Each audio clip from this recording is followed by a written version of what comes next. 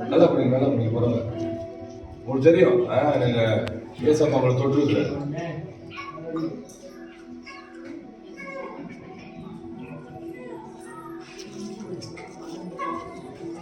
எப்படி இருக்கு இப்ப? தண்ணி இப்பதான் தண்ணி உள்ளே போயிருக்காங்க.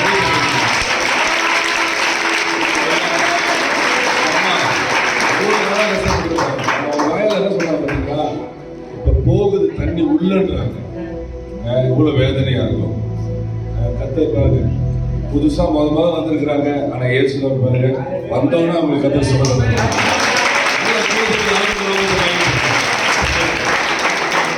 கஷ்டப்பட்டாங்க. எவ்வளவு கஷ்டப்படுறீங்களா?